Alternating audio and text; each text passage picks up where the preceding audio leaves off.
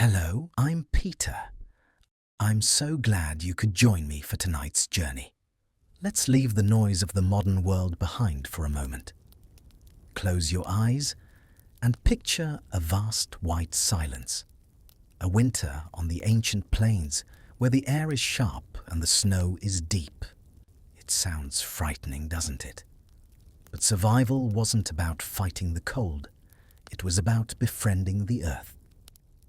Tonight, we uncover a secret of the past, the underground. We're going to explore the ingenious earth dwellings of the Mandan, the Hidatsa, and the ancestral Puebloans. These weren't just houses. They were batteries of warmth tucked safely inside the planet's soil. While the blizzard erased the world above, life below was warm, communal, and safe. Think about the psychological shift that happens when you go underground. Above the wind screams, it is chaotic and unpredictable. But as you descend, the world becomes muffled.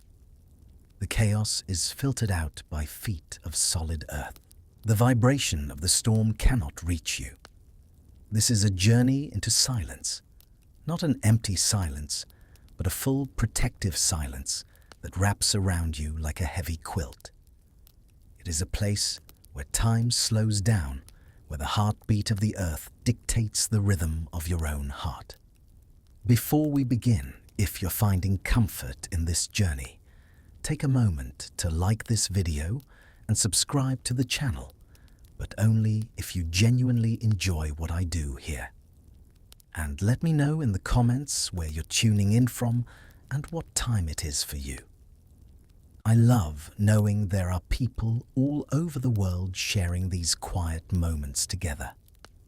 Now dim the lights, maybe adjust your pillow, pull up your blanket, let your breathing slow.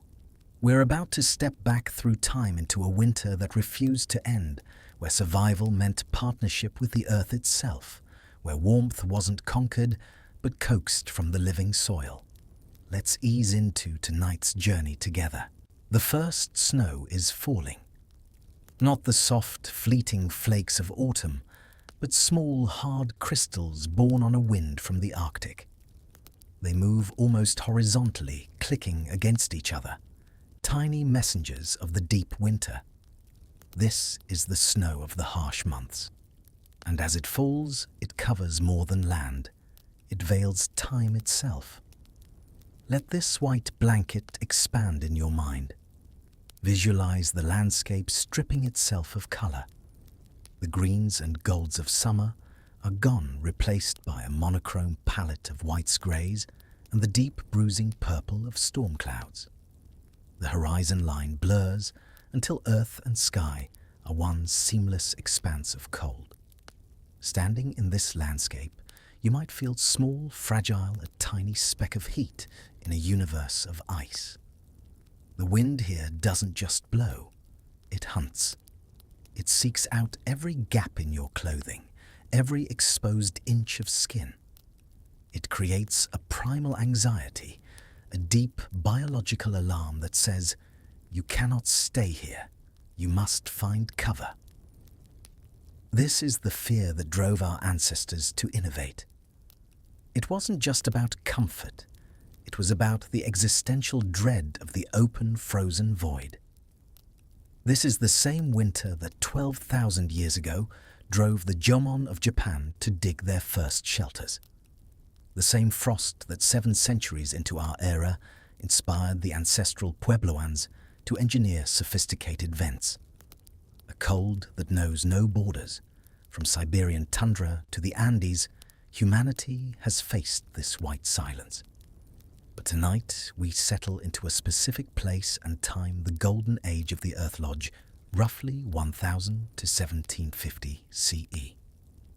Let your imagination land on the northern plains. The endless summer prairie lies now flattened, frost-crackled and brown. Buffalo have moved south, geese are gone, wolves have retreated, but not everyone has left. On a subtle rise near the Missouri River, the snow betrays a secret. It gathers on low, rounded mounds, 30 to 60 feet across. From afar, they seem like natural hills. But look closer, a thin thread of smoke rises from a center hole. Listen through the silence, and you might hear it. The murmur of conversation, a child's cry softened. Life coming from beneath the earth. These are not hills. They are earth lodges, as the Mandan and Hidatsa called them. An elegant answer to an impossible question. How survive 6 months of killing cold when wood is scarce and the wind is relentless? The solution was to stop fighting winter above ground and let the earth embrace you. Imagine the sensory relief of finding this place. You have been walking against the wind, your eyes squinted shut against the stinging ice crystals, your body tense, shoulders hunched up to your ears in a futile attempt to preserve heat. Your mind is frantic, focused only on the next step. And then you see the mound. It looks like a sleeping animal, rounded and organic. It doesn't impose straight lines on the landscape. It curves with it. Imagine approaching one now. The wind cuts through hide wrappings. Your breath crystallizes. You've walked for hours past the point of shivering when the cold starts to win. But ahead, that mound, that promise. You reach the entrance, a low south or east-facing tunnel designed like a curved arm to turn its back on storms. It forces you to bend, almost to crawl. Cold air is heavy. This dip creates an airlock, a buffer. You push aside the heavy hide door, and suddenly you are warm. Not just absence of cold, but warmth that soaks into frozen fingers and numb cheeks. Inside, even at 30 below outside, it is 50 or 60 degrees. You could sit comfortably in light clothing, sleep without fear. Pause here for a moment.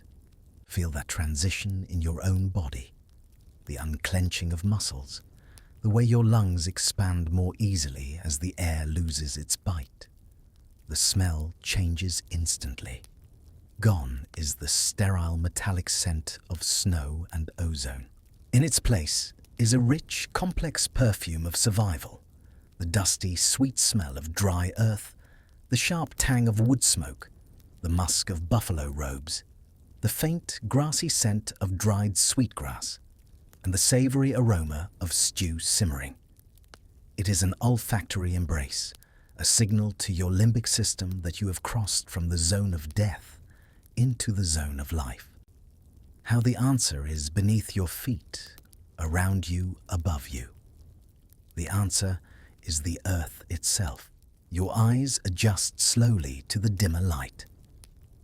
The interior of the Earth Lodge opens before you like a revelation, and the first thing you notice is the space. This isn't a cramped burrow or desperate shelter. This is a room, a true room, with a domed ceiling that arches 15 to 20 feet above the floor. The diameter stretches 40 feet, even 60 feet in the larger family lodges. Plenty of space for the extended family that lives here, perhaps 20 to 30 people. Plus, if you listen carefully, the sound of horses shifting in a pen to your left. Yes, horses, inside. The most valuable war ponies brought in from the bitter cold, not just to protect them from theft or frostbite, but because every living thing radiates warmth. The horses are living furnaces, their large bodies generating heat that rises into the shared space. This is partnership, taken to its logical conclusion. The horses need shelter, the people need warmth. Together, they survive what neither could face alone. But let's look at the structure itself, because every element you see serves multiple purposes, each design choice the result of centuries of observation and refinement. The floor beneath you was excavated 12 to 24 inches into the earth, just enough to get below the frost line that penetrates the upper soil. But the real thermal mass isn't in that shallow excavation. It's in what surrounds you. The walls and ceiling are thick, so thick. A framework of cottonwood logs, some of them 2 feet in diameter, creates the skeleton. 4 massive central posts, carefully chosen and often blessed in ceremony, represent the 4 directions, the 4 pillars that hold up the sky itself. These aren't just structural elements. In Mandan cosmology, they're sacred, connecting the dwelling to the cosmos, making each home a microcosm of creation. Consider the texture of these posts. The bark of the cottonwood is deeply furrowed, rough to the touch, feeling like ancient skin. It has been smoked by years of fires, hardened and preserved. If you were to press your hand against one of these pillars, you wouldn't feel the cold sap of a living tree, but a dry, solid warmth. These trees were once alive out on the river bottoms, swaying in the wind. Now they stand eternal, silent guardians, holding up tons of earth so you can sleep beneath them. They are the silent grandfathers of the lodge. Radiating from these central posts are rafters, dozens of them, angling up to create that perfect dome. Over these rafters, women, because this is women's work, this knowledge passed from grandmother to granddaughter, have woven a tight lattice of willow branches. Young, flexible willow that bent easily, creating a basket, weaves so dense that nothing larger than a snowflake could pass through. Over this willow lattice, a layer of prairie grass cut and dried in late summer when it's at its thickest.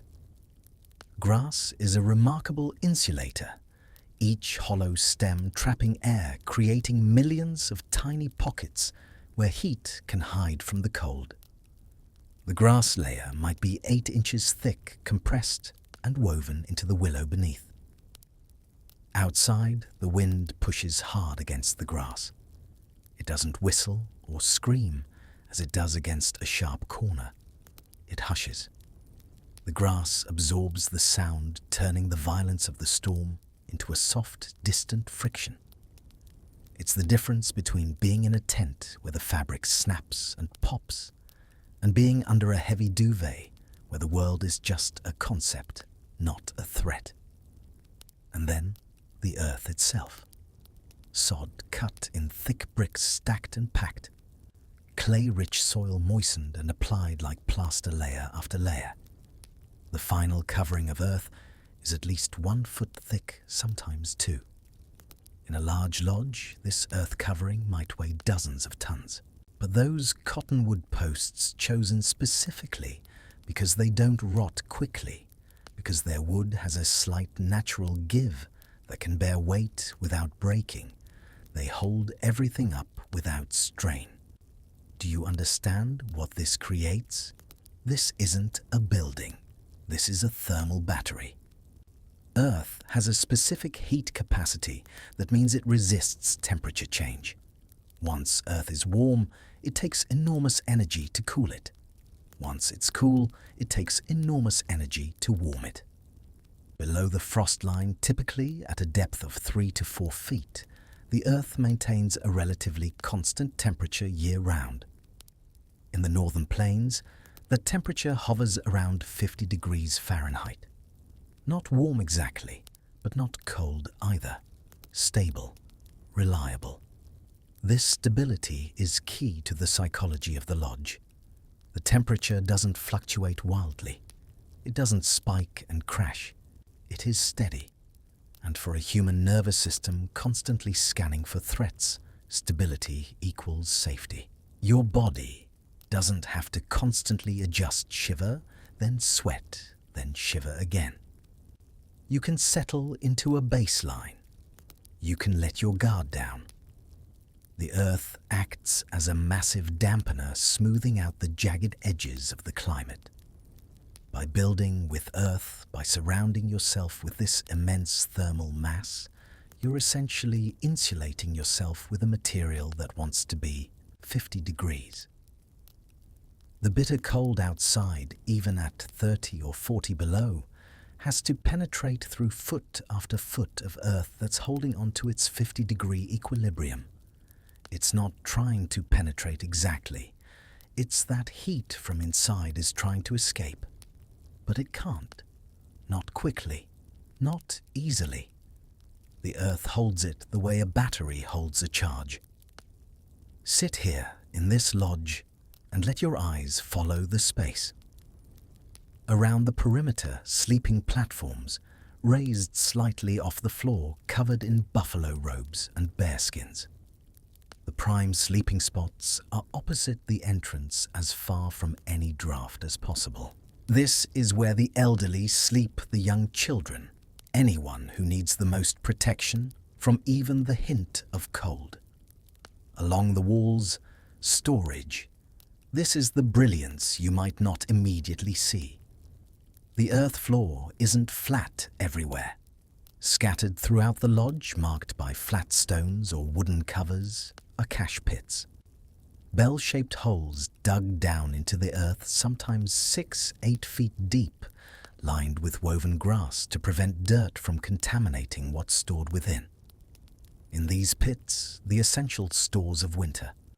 Corn dried and stored on the cob or shelled. Beans introduced from Mexico centuries ago, now a staple. Squash dried in strips. Sunflower seeds. Choke cherries dried into cakes. And most precious of all, the pemmican dried buffalo meat pounded with fat and berries so calorie-dense that a small amount can sustain a person through a day of hard winter travel. These cache pits exploit the same principle as the lodge itself. Below the frost line, temperatures remain stable, cool enough to prevent spoilage, but not so cold that everything freezes solid. Natural refrigeration available to anyone who understood the earth well enough to use it. At the center of the lodge, directly beneath the smoke hole in the roof, is the fire pit. Not large, this fire. It doesn't need to be. The lodge isn't heated primarily by the fire. It's heated by the earth, by the bodies within, by those horses shifting in their pen. The fire is for cooking, for light, for the psychological comfort that humans need, that connection to flame that goes back to our species' very beginning. But even this fire contributes to the thermal mass.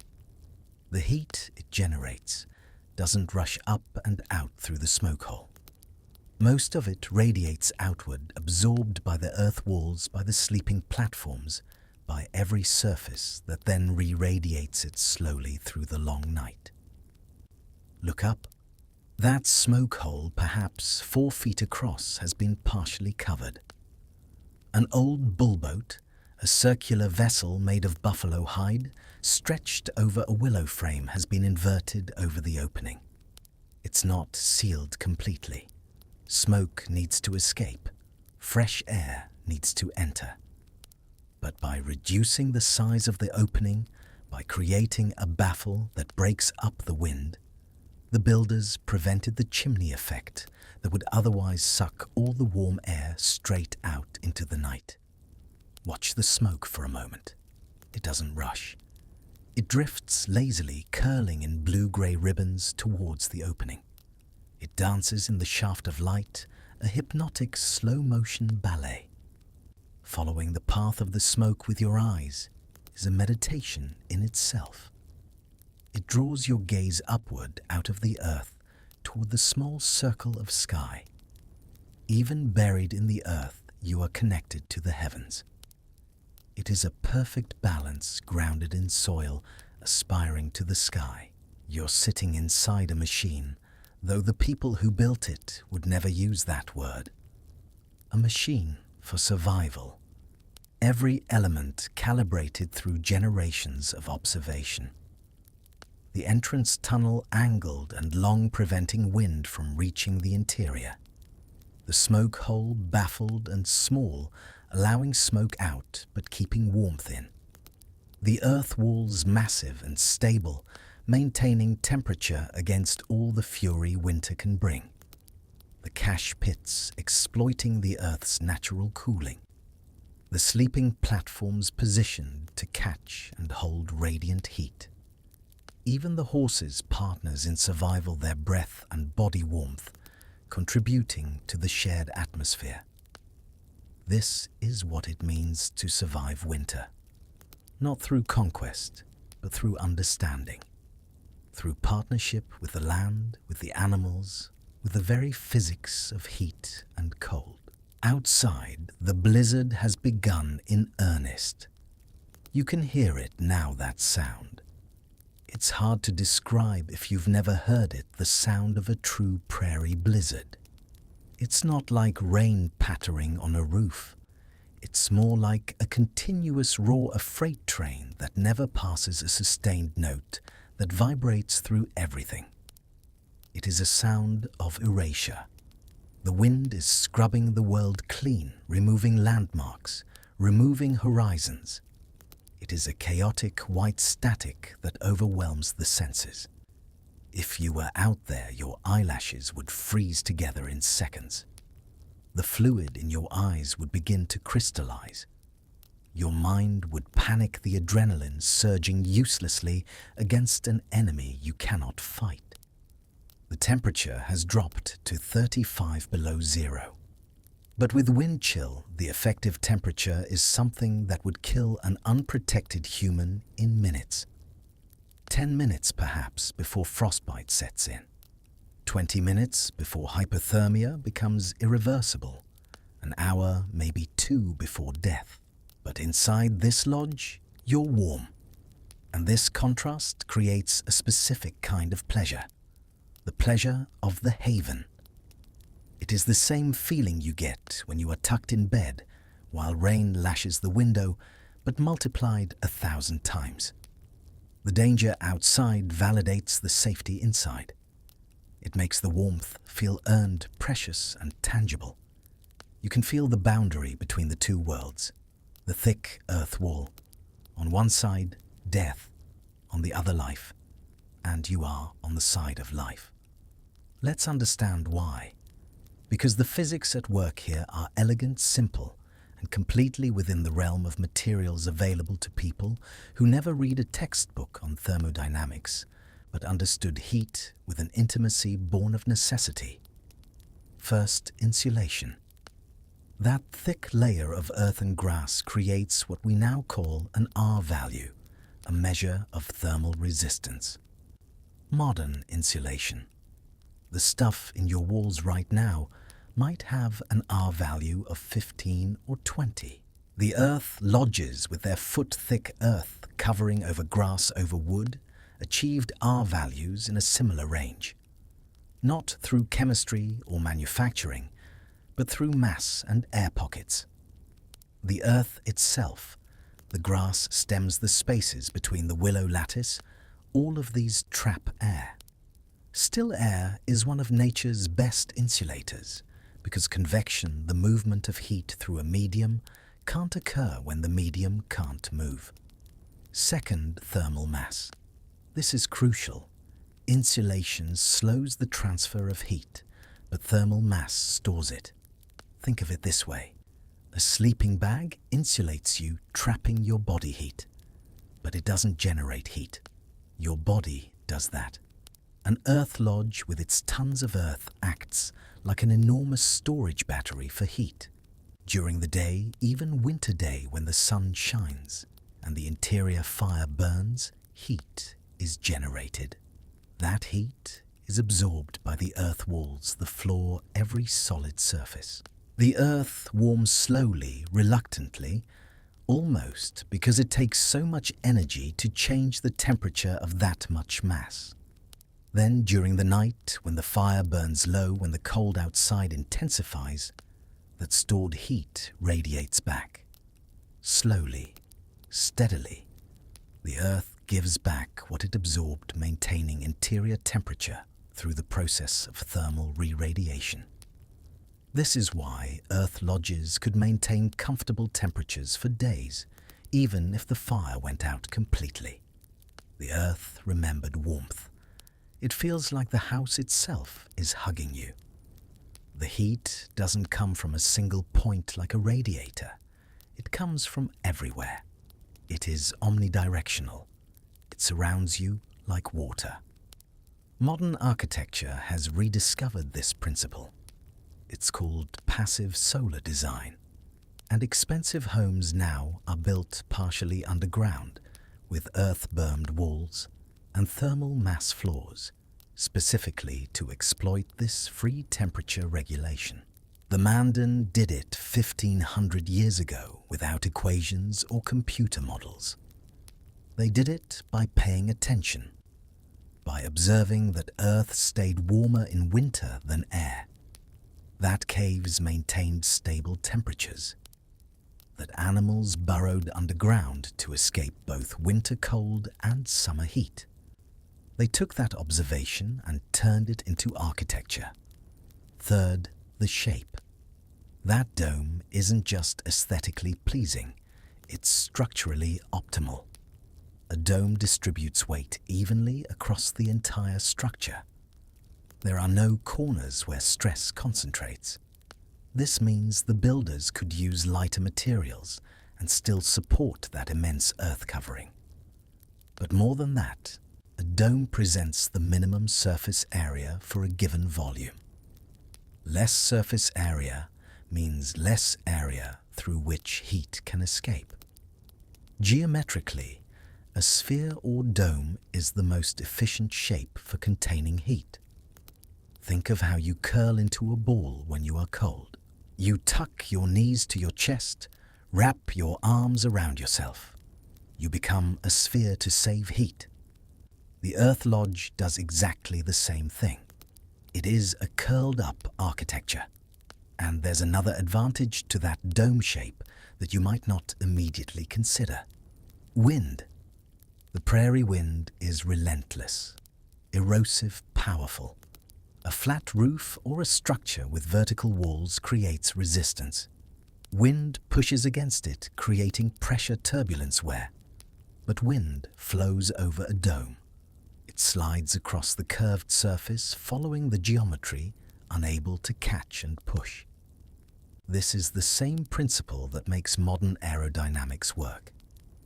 The Earth Lodge is, in a sense, aerodynamically designed, though it never moves. The world moves past it, around it, unable to grip or tear or penetrate. You're sitting here warm while outside a storm rages that would kill you in less time than it takes to boil water. You're protected by earth and grass and wood and wisdom, by women's knowledge of which cottonwood trees wouldn't rot, which angle of slope would shed snow without accumulating dangerous weight, how deep to dig the cache pits so the corn wouldn't freeze but wouldn't mold, how thick the grass layer needed to be, how to orient the entrance so winter's worst winds would never blow directly in. This knowledge wasn't written down. It was taught grandmother to granddaughter through the act of building. Girls helping to gather grass, learning which types were best. Young women learning to weave the willow lattice, understanding that tight weaving mattered, that gaps meant cold and drafts. Mature women supervising the earth covering, teaching. The right consistency of clay, the importance of compact layers, the technique of working the sod so it locked together like enormous bricks. This was women's knowledge, women's architecture, and because women built the lodges, women owned them. In Hidatsa culture, this was absolute. A man might own his weapons, his horses, his ceremonial regalia. But the lodge belonged to the woman who built it. If a marriage dissolved, the man left. The woman stayed. The house was hers. The cache pits were hers. The knowledge embedded in every rafter and every handful of clay was hers to pass on. This adds a layer of maternal safety to the structure. You are literally held in the mother's house. The architecture is feminine, curved, encompassing, nurturing. It is a physical manifestation of the womb protecting life within its rounded belly from the harshness of the masculine wind outside. Outside, the blizzard screams. The temperature continues to drop. Somewhere out on the prairie, animals huddle in whatever shelter they can find. Buffalo form tight circles the herd's edges, taking the worst of the wind, so the calves in the center can survive. Wolves dig into drifts their bodies, creating small caves of warmth. Eagles and hawks have long since found whatever lee the landscape offers. But here in this earth lodge, children are playing a quiet game near the fire. An elderly woman is telling a story, her voice low and rhythmic, recounting the time when first Creator made the world, when Lone Man walked across the Missouri River and decided this would be a good place for people to live.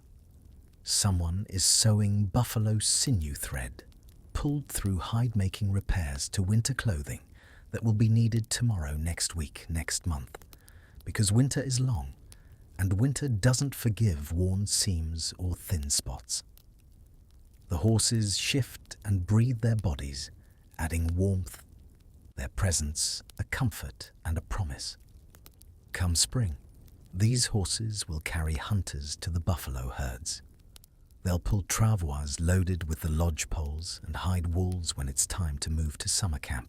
They're partners, and they're honored as such brought inside. When the worst cold comes, their lives valued, their warmth shared. This is what underground systems meant. Not just a hole in the ground, but a complete reimagining of how humans could live in an environment that seemed designed to kill them. The Earth Lodge wasn't shelter from winter. It was partnership with winter, with the land, with the stable warmth that existed just beneath the frozen surface. And this same principle, this same understanding was being practiced across thousands of miles by dozens of different peoples who'd never met, who spoke different languages, who had different origin stories and different gods. But they all understood the same truth. The earth protects those who understand her. As night deepens, the fire burns lower. Not extinguished, never completely extinguished during winter. A fire that goes out completely is difficult to restart when your hands are numb, when kindling is buried under snow, when every piece of dry wood is precious. So the fire is banked, buried under ash, reduced to glowing coals that will smolder through the night, ready to be coaxed back to flame in the morning with a few pieces of dried buffalo dung, which burns hot and slow and was gathered in enormous quantities before winter began. Watch the coals for a moment. They breathe. As the air currents shift, they pulse. A deep, rhythmic red that fades to grey and back to red. It is the visual heartbeat of the room. Staring at these dying embers triggers a trance state in the brain. It is the original television, the original hypnotic screen. Your thoughts slow down to match the slow pulse of the heat. The frantic energy of the day turns into ash, soft and grey. Now breathe in. Really imagine the air in the lodge at this specific hour, midnight. The scent is a complex, layered landscape of its own, a perfume of safety that has been distilled over months of confinement. It is not a bad smell. It is a dense, rich smell. The base note is the earth itself, the cool mineral scent of the clay walls that have absorbed the moisture of human breath and returned it as a damp, grounding fragrance. It smells like a cellar, like the roots of ancient trees, a smell that triggers a deep primal memory of caves and shelters. Layered over this is the sweet, grassy aroma of the bedding. The dried sage and sweetgrass woven into the sleeping mats release their oils slowly as bodies shift and turn in sleep. These herbs aren't just for comfort. They are mild antiseptics, purifying the air, their scent sharp and clean, against the heaviness of the earth. It is the smell of the summer sun trapped in dried leaves, released now in the depths of winter. Then there is the smoke. Not the acrid, choking smoke of an open bonfire, but the mellow, seasoned scent of cottonwood and slow-burning buffalo chips. It hangs in the upper dome of the lodge, a blue-grey haze that you can taste on the back of your tongue. It smells of cured meat, of ancient carbon, of things that have endured fire. And mixing with it is the warm, musky scent of the buffalo robes, a smell of animal vitality, of fur and hide and lanolin. It is a smell that says life. It reminds you that you are wrapped in the skin of a creature that evolved to survive this very cold. Finally, there is the smell of food, the lingering, savory ghost of the evening stew. Dried corn, rehydrated squash, the richness of bone marrow. It is a faint, comforting promise that there was food today and there will be food tomorrow. This entire olfactory symphony, earth, herb, smoke, fur, and food, combines into a single heavy blanket of scent. It is the smell of home in its most ancient definition. It tells your nervous system that you are not exposed. You are contained. You are held. The smoke hole cover has been adjusted for night.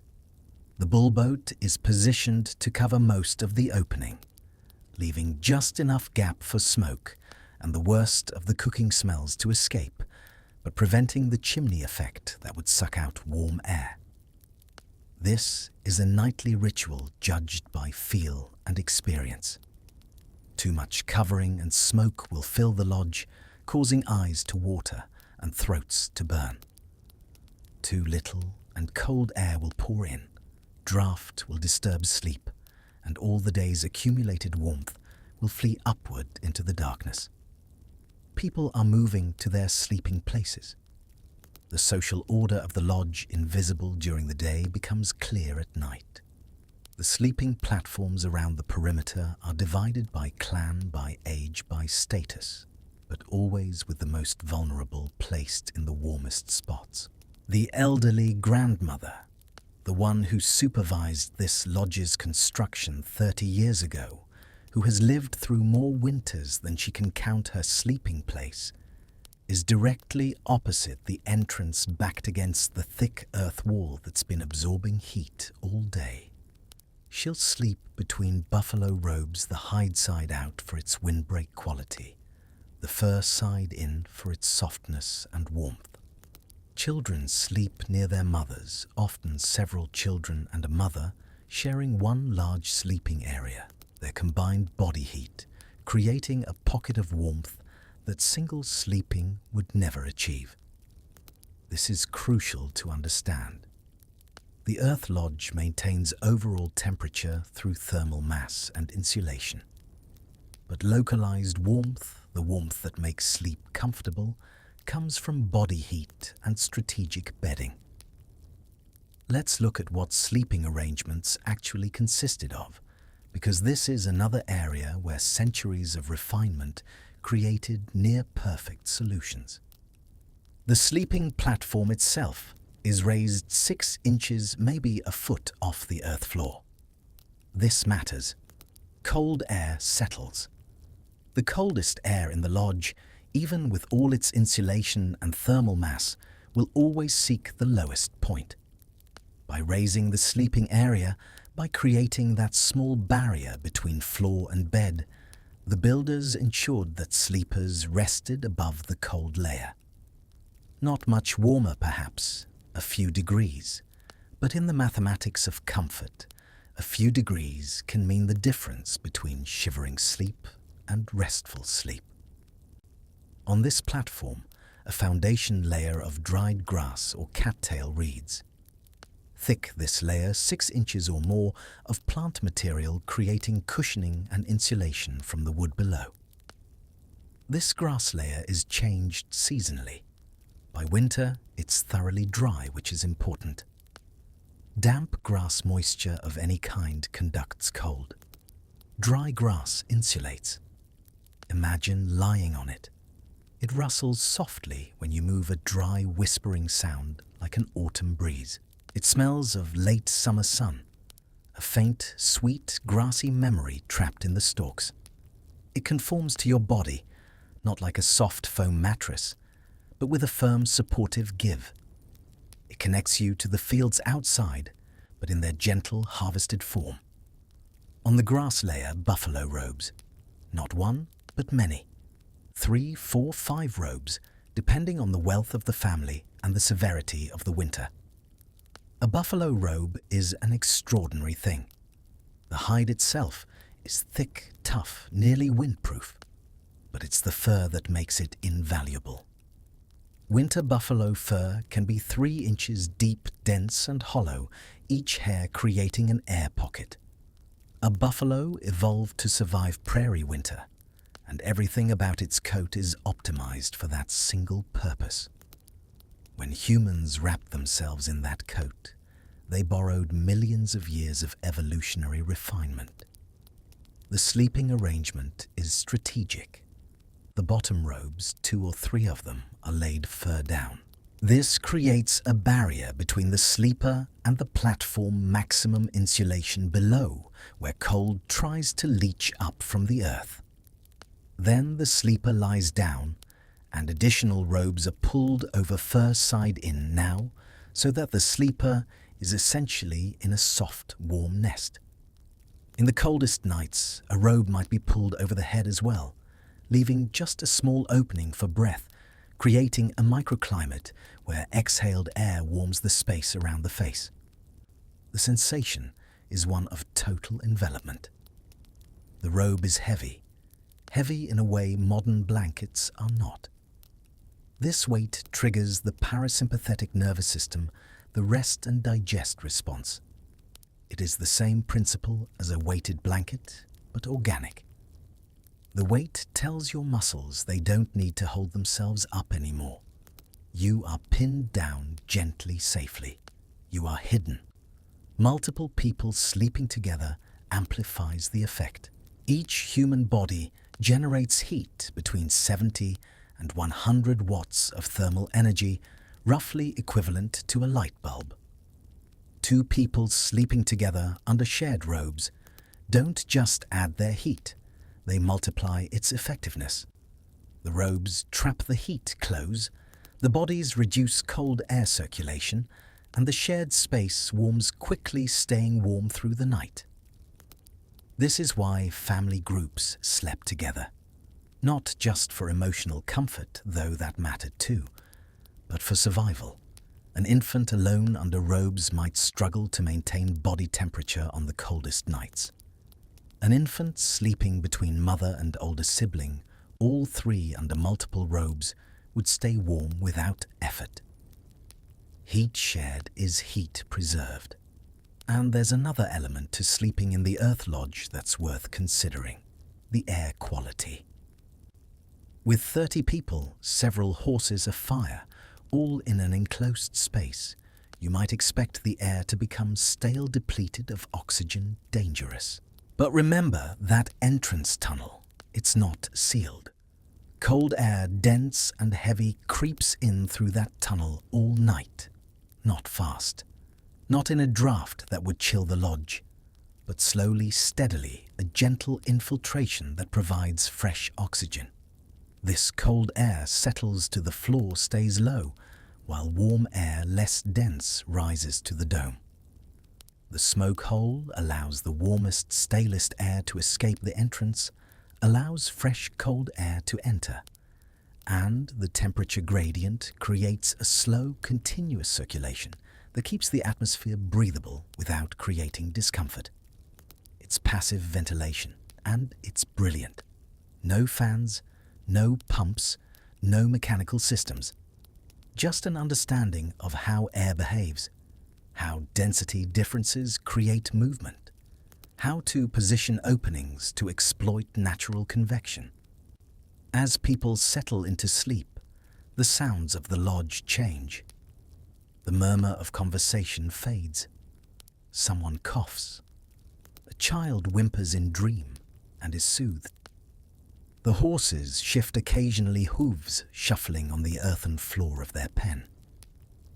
The fire crackles softly, coals sighing as they consume the last of their fuel. Outside, the blizzard continues its roar, but inside that sound is muted, filtered through a foot of earth, transformed from threat to distant reminder. You're lying here on your own sleeping platform under your own buffalo robes. The fur is soft against your skin, the warmth building around you like water filling a vessel. Your body heat, trapped by the robes, creates a zone of comfort. The earth wall at your back radiates stored heat, gentle and constant. Your breathing slows. Your muscles, tense from the day's work, begin to relax. This is what sleep meant in an earth lodge. Not the troubled, vigilant half-sleep of exposure to danger, where part of your mind stays alert for threats. This is deep sleep, the sleep of safety. The lodge protects you. The earth holds you. Winter's fury, terrible as it is, cannot reach you here. In the morning, you'll wake to find frost on the underside of the bullboat, covering the smoke hole where your collective breath has condensed and frozen. But you won't find it in the lodge itself. The temperature has dropped through the night. Yes, perhaps from 60 degrees at sundown to 50 degrees at dawn. But that's all. A 10-degree drop over 8 hours, despite the temperature outside plunging to 40 below. Despite wind that would tear the warmth from any unprotected structure. The thermal mass held. The earth remembered warmth. And you survived another night. But before sleep comes fully, there are tasks. Winter survival isn't passive. It's an ongoing negotiation with cold, with resources, with time. The evening routine in an earth lodge is as carefully structured as the lodge itself. Each task performed, not because tradition demands it, but because survival requires it. The fire must be tended. This is usually an elder's job, someone with the experience to judge exactly how much ash to spread over the coals, how to arrange the few pieces of fuel so they'll smolder without consuming too quickly. Buffalo dung is the primary fuel now in deep winter. Wood is too precious, burns too fast. But dried dung, compressed and slow burning, can hold coals for 8-10 hours. It's been gathered since autumn, massive piles of it dried in the sun and stored in protected areas around the lodge. Children helped with this gathering, learning to judge which chips were dry enough, how to stack them, so air circulated and moisture couldn't return. As the fire tender works, someone else is checking the cache pits. This is often a woman's task.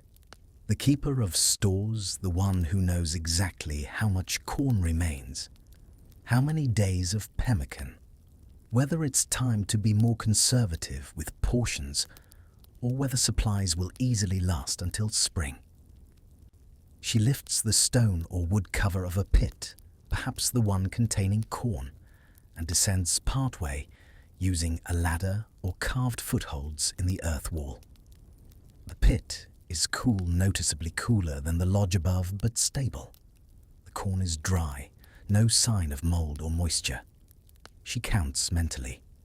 Enough. They have enough. This checking isn't just practical, it's psychological.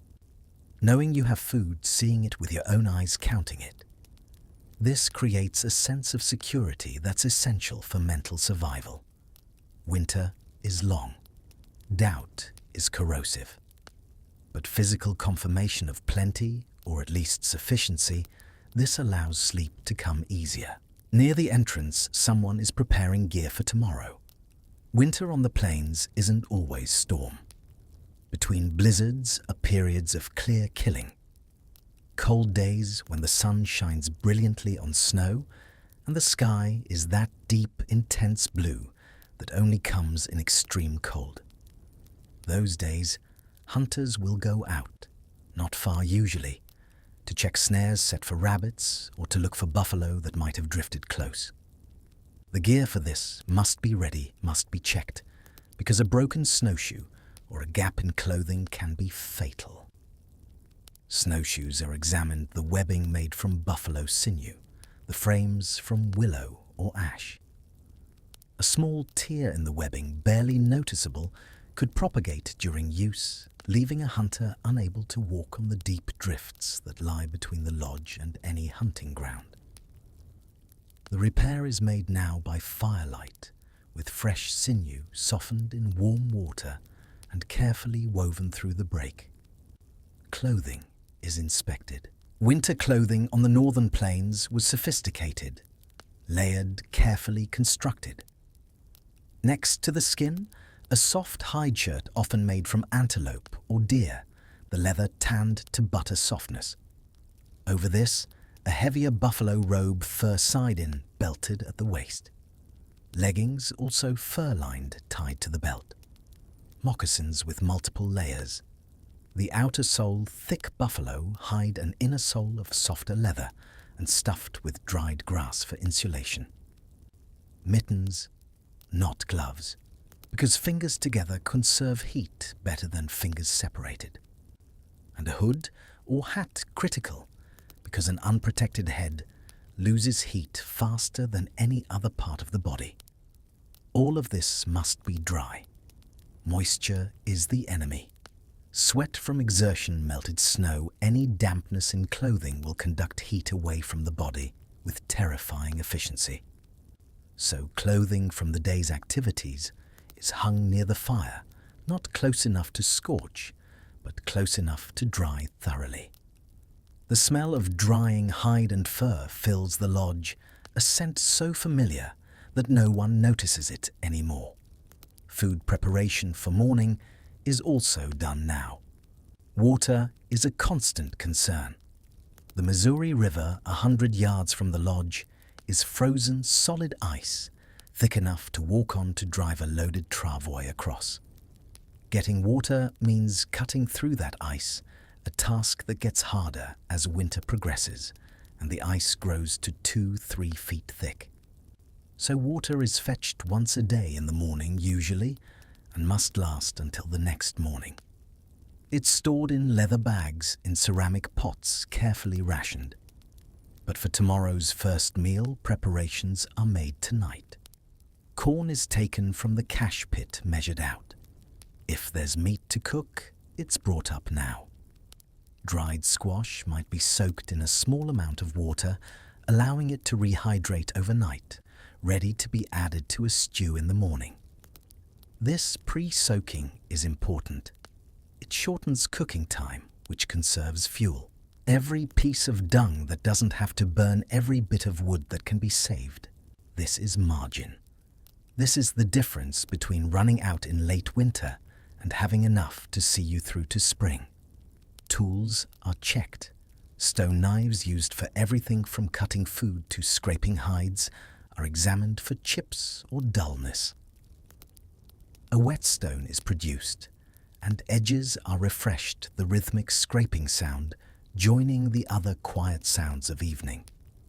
Awls for sewing, made from bone or antler, are checked to ensure they're not cracked. A broken awl can't be replaced until spring, so care now prevents crisis later. The horses must be checked. Their pens separated from the main living area by a barrier of logs or woven willow must be cleaned.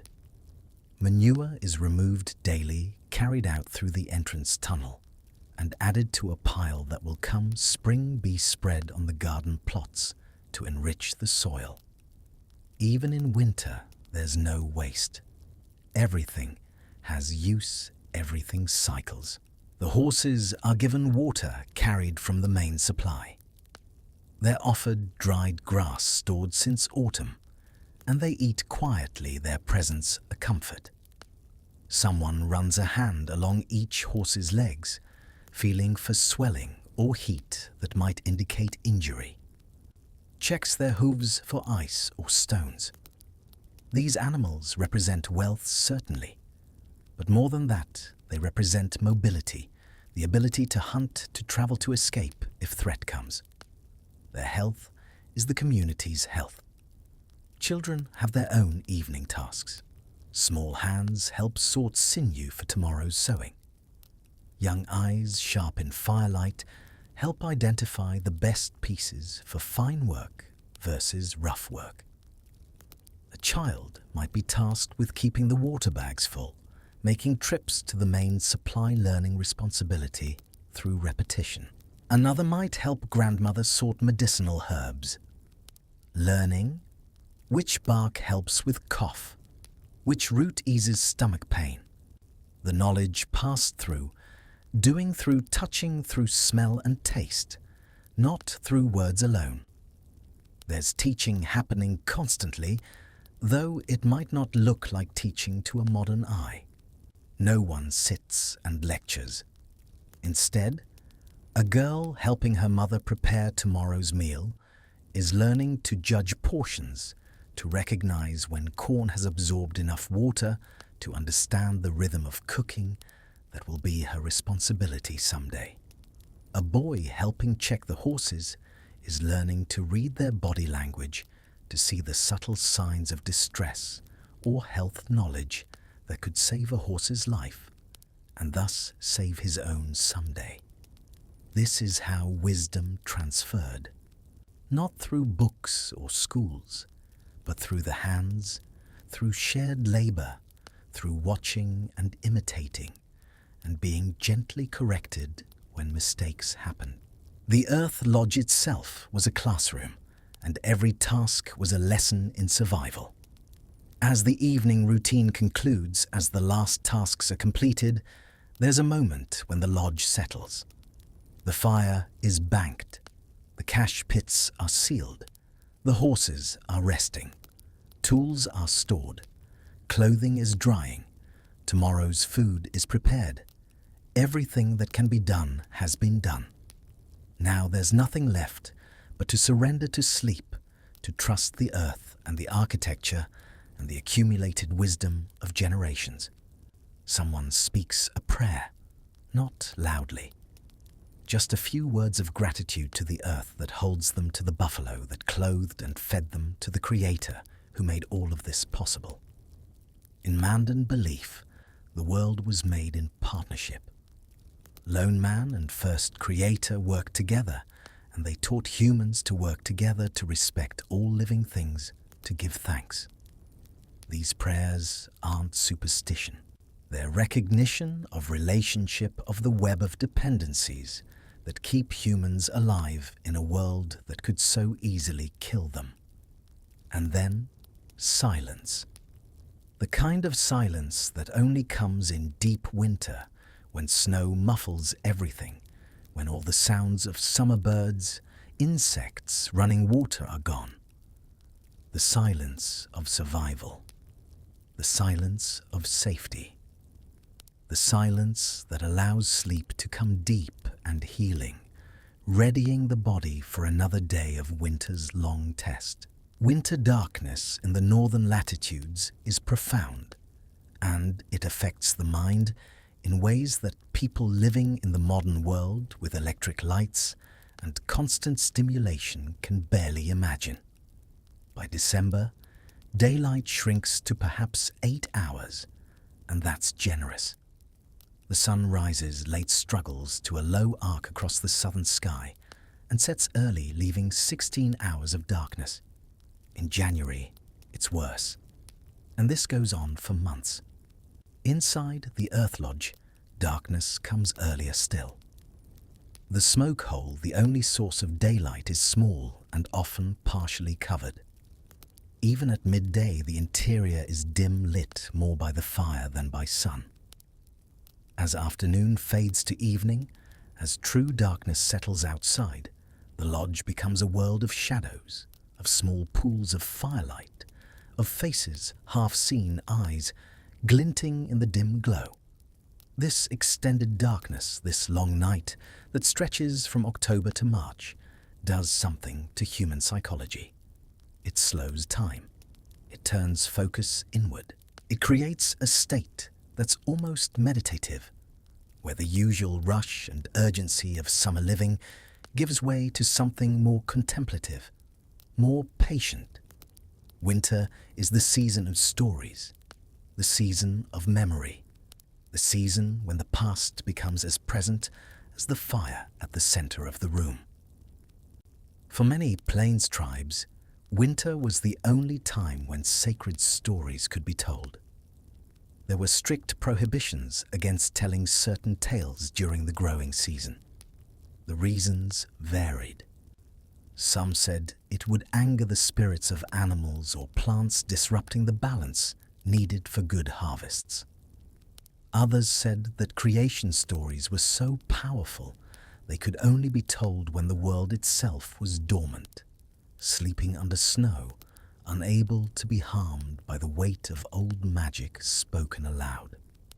But in winter, in the darkness, the stories emerged. An elder would begin speaking, voice low and rhythmic, and the rest of the lodge would fall silent. Children urged to stillness, even the horses seeming to quiet as the tale unfolded. These weren't entertainment exactly, though they entertained. They were history. They were law. They were theology and science and moral instruction, all woven together in narrative. Listen to one now as the grandmother speaks, as firelight flickers across weathered faces, as the wind outside provides bass notes to her story. She tells of the time before time, when the world was only water, when lone man walked across the surface of what would become the Missouri River.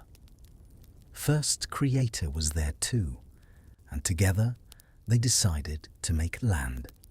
Lone man dove to the bottom of the water, brought up mud, and spread it to make the flat plains the grasslands where buffalo would graze. First Creator made the hills the breaks, the varied country to the west. When they finished, they rested and looked at what they'd made. Then they created people the Mandan, but people didn't know how to survive. They had no shelter from wind or cold. Lone Man showed them how to use earth and wood, how to build lodges like the one they sat in now. He taught them to honor the 4 directions, to place 4 posts representing north, south, east, west, to make each home a reflection of the cosmos. The central fire was the sun, bringing life and warmth. The smoke hole was the sky connection to the world above. The entrance was the east, where each day begins, where renewal comes. Let me tell you a story. A memory, perhaps, of a child's first winter in the lodge. Imagine a boy, let's call him Little Hawk, 6 years old. He has spent his short life running under the vast open sky of the summer plains. To him, the world is green grass and blue horizon. But then, the white wolves of winter arrive. The snow falls until it is up to his waist, and the wind begins to howl like a living thing, trying to tear the skin off the world. His grandmother takes his hand. Her skin is rough, like dry bark, but warm. She leads him away from the blinding white glare, down the long dark tunnel of the Earth Lodge entrance. He is frightened. To a child of the open plains, going underground feels like being swallowed. The tunnel is dark, smelling of cold mud. The wind moans behind him, grabbing at his ankles, trying to pull him back. But then they push through the heavy buffalo hide door. The roar of the wind is instantly cut off, replaced by the soft crackle of the fire. The blinding white light is gone, replaced by a warm amber glow that dances on the wooden posts. He looks up, expecting to see the sky, but sees instead the intricate woven willow patterns of the roof spiraling up like a great spider web toward the smoke hole. This is the belly of the bear, his grandmother whispers to him, seeing his wide eyes.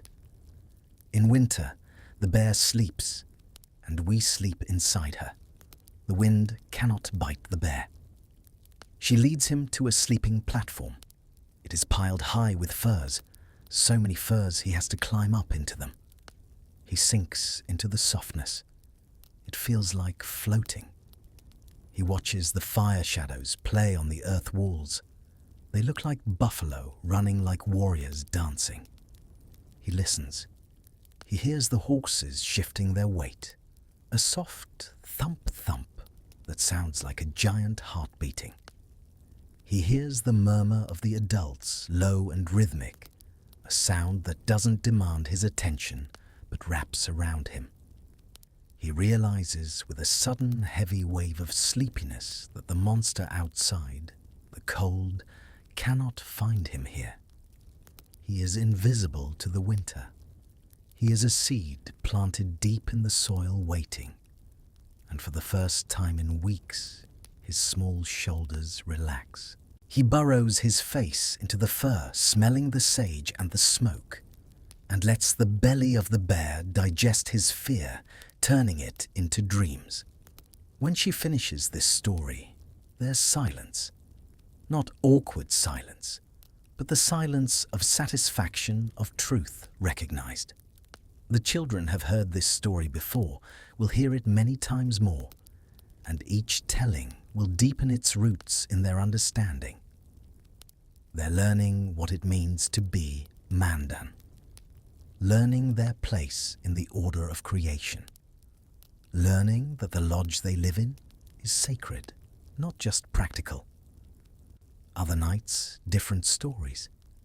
Tales of hunters who traveled too far from home and were caught in blizzards, who survived through courage or wit or help from animal spirits. Stories of marriages, feuds, heroes' failures, each story carrying lessons: humility, respect for the power of cold, the importance of preparation, the danger of arrogance. But the darkness also brings challenges. Seasonal affective disorder is not a modern invention. Humans need light psychologically and physiologically.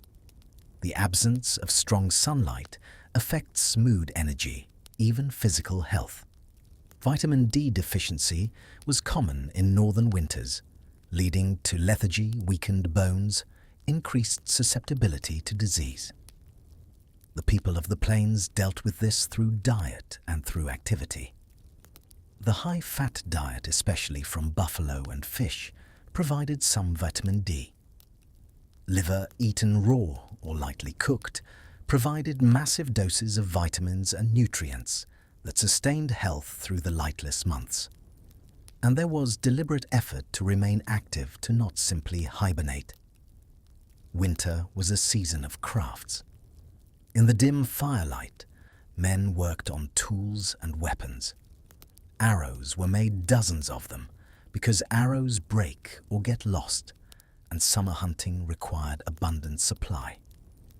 The process was meditative, selecting straight shoots of chokecherry or willow, scraping them to perfect roundness with a grooved stone, applying heat to straighten any remaining bends, sighting down the shaft to check for true flight, attaching stone or bone points with precise wrapping of sinew, adding fletching from hawk or eagle feathers, angling them just right to create spin to give the arrow stability. Women worked with incredible skill on hides and quills. A buffalo robe wasn't just thrown over the shoulders. It could be a canvas for art. Porcupine quills dyed in brilliant colors, using plants and minerals, were softened in the mouth and then sewn in intricate geometric patterns. These patterns weren't random. They told stories, indicated clan membership, marked significant events. A woman might work on a single robe all winter, her fingers flying in the firelight, creating beauty that was also identity. This work, this focused handcraft, served multiple purposes. It created the goods that would be needed in summer. But more than that, it gave purpose to the dark hours, created flow states where time passed without notice, where the mind could rest from the constant awareness of confinement, of cold, of the slow passage of days. There was also music, though not always. Drums were sacred, used primarily for ceremony, and winter ceremonies were carefully timed, not constant. But there were quieter instruments, flutes made from wood or bone that could be played softly in the evening, their plaintive tones filling the lodge with melody. Rattles made from gourds or rawhide filled with seeds or pebbles, keeping rhythm for songs that everyone knew that everyone could join. Singing was communal and individual. Children sang learning songs, rhymes that taught numbers or seasons or the names of plants. Adults sang personal songs, prayers set to melody, expressions of hope for spring or gratitude for survival. The lodge became a chamber where voices blended, where sound connected people who couldn't always see each other clearly in the dim light. Games happened too. Snow Snake, as mentioned, was played outside on good days. But inside, there were gambling games of chance using plum stones marked on one side, tossed and scored based on how they landed. Betting was serious. Arrowheads, beads, even valuable robes might change hands in a night of gaming. It was entertainment, certainly, but also a way to redistribute resources, to create excitement, to give the competitive mind something to focus on, besides the slow creep of time. But despite all this, all the stories and work and music and games, the darkness weighed. Especially in the deepest part of winter, late January and February, when it seemed that warmth and light would never return. There were times when spirits sagged, when people became irritable, snappish, when small annoyances became large conflicts. This was recognized and managed. Elders intervened in disputes, reminding people that winter was temporary, that they'd survived before and would survive again. Medicine men or women performed small rituals, smudging with sage or sweet grass to clear negative energy to restore balance. And always there was the reminder to look up, to see the smoke hole, that connection to sky. Even on the cloudiest nights, even when no stars were visible, the smoke hole was there. Promise that there was a world beyond the earth walls, that spring would come, that light would return. The psychological challenge of winter isolation in an earth lodge was real. 30 people living in close quarters for 6 months, unable to escape each other, forced to navigate personalities and tensions with nowhere to retreat. Privacy was minimal. Conflict resolution had to be immediate and effective, because grudges in a confined space could poison everyone. But this too was teaching. Children grew up learning diplomacy, learning when to speak and when to stay silent, learning to read moods and body language, to sense when someone needed space or comfort or distraction. These were survival skills as surely as knowing how to keep a fire alive. Social harmony wasn't a luxury, it was necessity, and through it all the earth held them. The darkness outside was absolute dangerous, a darkness that could kill. But the darkness inside was different. It was the darkness of the womb of the cave of the sacred spaces where transformation happens. In that darkness, stories took root, skills developed, relationships deepened, and slowly, imperceptibly, the season turned. Let's step back now. Look at the bigger picture of who these people were, these architects of earth and warmth. The Mandan and Hidatsa weren't primitive people huddling in holes waiting for rescue. They were sophisticated agriculturalists, traders, diplomats, artists and engineers who created one of North America's most successful pre-contact civilizations. The villages along the Missouri River, particularly the stretch in what's now North Dakota, were thriving urban centers by any definition. A large Mandan village might contain 70 to 90 earth lodges housing over 1,000 people. These weren't temporary camps. These were permanent settlements occupied for generations, sometimes centuries. The lodges were maintained, rebuilt, improved upon. Knowledge accumulated.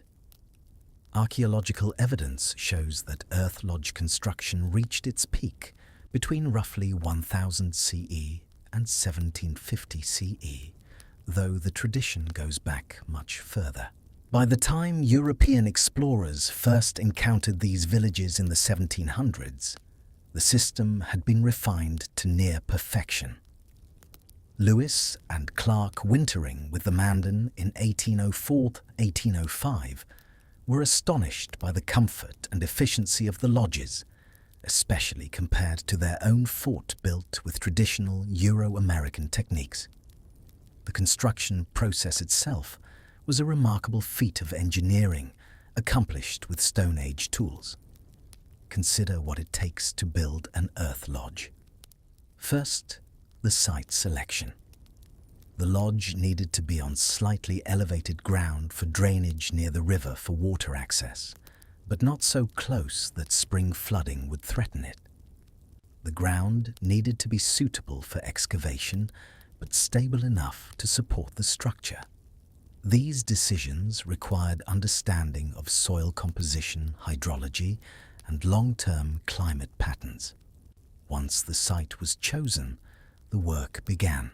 Using digging sticks, often made from fire-hardened wood, and tools from buffalo shoulder blades shaped into shovels, women excavated the interior to a depth of 1 to 2 feet. This created the thermal advantage of being partially below grade, while not going so deep that groundwater became an issue. The excavated earth was piled to the side, ready to be used in the covering layer. The central posts came next. These required tree trunks 10 to 12 feet tall and up to 2 feet in diameter. Finding these trees, felling them with stone axes, transporting them to the village, this was major work requiring cooperation of many people. Once on site, post holes were dug 4 to 5 feet deep.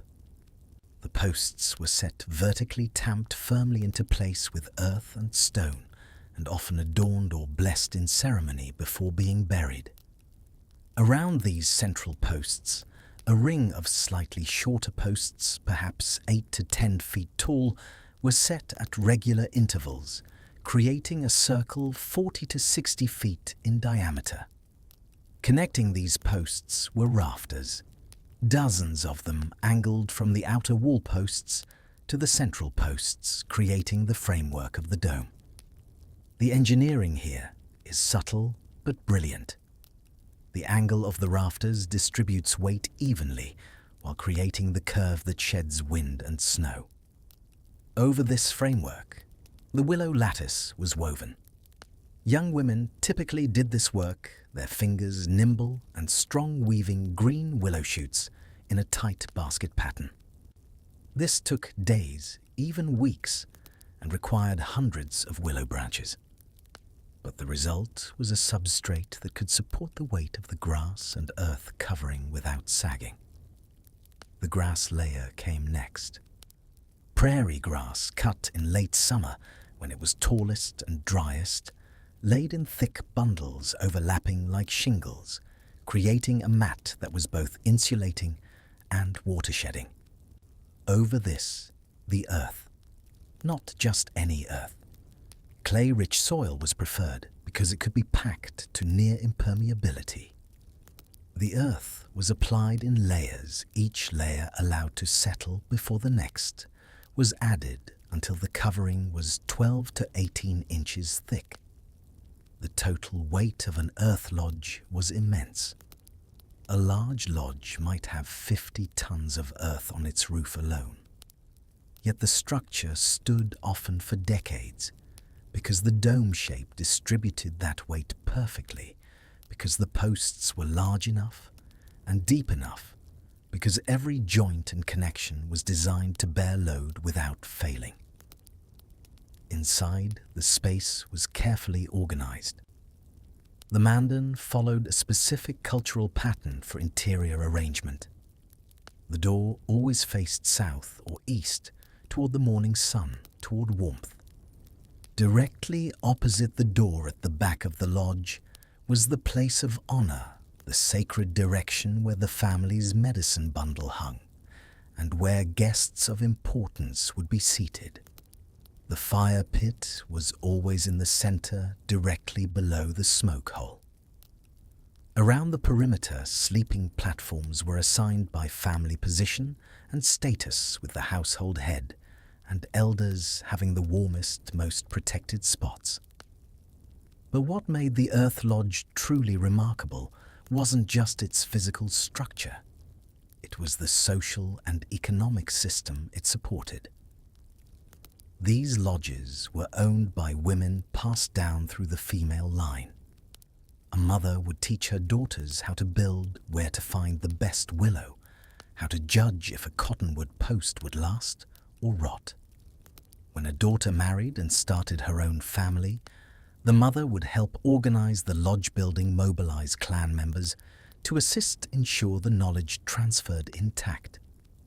This matrilineal ownership meant that women had real economic power. The lodge contained the cash pits, the stored food, the tools, the household wealth. A woman couldn't be easily divorced or displaced because she owned the house. If a marriage ended, the man left. The structure of the building reinforced the structure of the society. The lodges also enabled a unique economic system. Because storage was built into the architecture, because the cash pits could preserve food for months, the Mandan and Hidatsa could produce surplus. They grew corn beans, squash and sunflowers in bottomland gardens along the Missouri, and they could store enough to last through winter with extra to trade. This made them wealthy by indigenous standards. Nomadic groups who hunted buffalo but couldn't store large quantities of plant foods would trade meat and hides for corn and other agricultural products. The Earth Lodge villages became trading hubs connecting the northern plains with the southwest, the eastern woodlands with the Rocky Mountains. European traders recognized this immediately. The Mandan villages were nodes in a vast trade network. Obsidian from the Rockies, shells from the Gulf Coast, copper from the Great Lakes, all passed through these Earth Lodge villages, traded and retraded, creating wealth and influence for the people who controlled these strategic locations.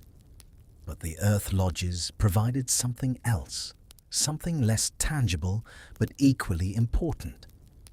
They provided cultural continuity. Because the villages were permanent, because people lived in the same place for generations, cultural knowledge accumulated. Story cycles grew more complex. Ceremonial traditions developed layers of meaning. Art forms refined. The Okipa ceremony of the Mandan. A 4-day ritual of initiation and renewal could only be performed in a village setting with the elaborate structures and preparations it required. The Earth Lodge wasn't just a house. It was the foundation of a way of life. By 1750, the Mandan and Hidatsa were at the height of their power and sophistication. They had weathered climate changes, droughts, periods of warfare, and emerged stronger. The Earth Lodge system had proven itself through centuries of use. It was by any measure a successful adaptation to one of North America's most challenging environments. Then came disease. Smallpox, introduced through European contact, swept through the Missouri River villages in waves. In 1781, an epidemic killed perhaps 90% of the Mandan. In 1837, another epidemic reduced the survivors to a handful of hundreds. The Hidatsa suffered similar losses. Villages that had housed thousands stood empty. Earth lodges collapsed without people to maintain them, their rafters rotting their earth coverings, melting back into the land. By the mid-1800s, the survivors had consolidated into a few villages, their numbers too small to maintain the old system. The earth lodge tradition didn't die completely, but it faded. The last traditional earth lodges were built in the 1880s. By 1900, most Mandan and Hidatsa lived in Euro-American style houses, the old ways preserved only in memory and ceremony. But the legacy remains. The archaeological sites along the Missouri, the depressions and rings that mark where earth lodges once stood, these are testament to a people who solved the problem of winter, not through conquest, but through partnership. They worked with the earth with its thermal properties, its mass, its willingness to shelter those who understood it. And in doing so, they created a civilization that at its height was as sophisticated and successful as any on the continent. The Earth Lodge was more than a house. It was a philosophy made material. It said that humans belong to the land, not the land to humans. It said that observation and patience and accumulated wisdom matter more than brute force or individual genius. It said that women's knowledge is worth honoring, worth preserving, worth building a society around. And it worked. Through hundreds of winters, through cold that would kill an unprepared person, in minutes the earth lodges held. Families slept warm, children grew strong, stories were told. And when spring came, the people emerged ready to plant again, to hunt again, to live again, sustained by the earth that had cradled them through winter's worst. Now let's zoom out even further, because the story of winter survival through underground systems isn't just a Mandan or North American story. It's a human story repeated independently across the globe, wherever cold pushed people to innovate or die. Remember those statistics from the standard cross-cultural sample. Out of 186 human societies, studied 82 of them, nearly half used some form of pit structure or semi-subterranean dwelling. And of those 82, all but 6 were located above 32 degrees north latitude. This isn't coincidence.